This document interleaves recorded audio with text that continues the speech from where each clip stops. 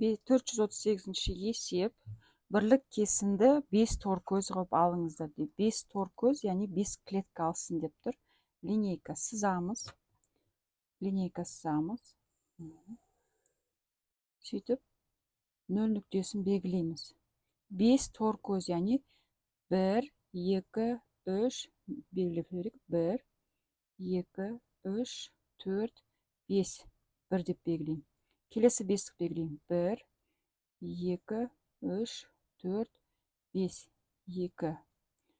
1, 2, 3, 4, 5. Келесі бірлік. 1, 2, 3, 4, 5, 4. 1, 2, 3, 4, 5. Келесі бірлік белгілеймін.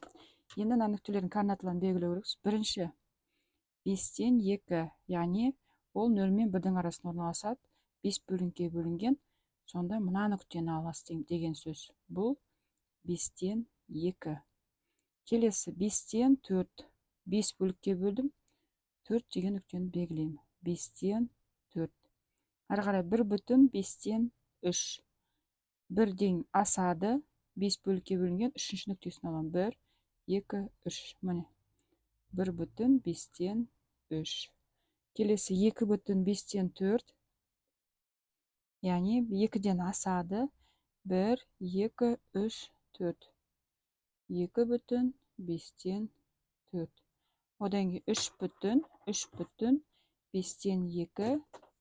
3-тен асады. 1, 2. Екінші нүктені аламын.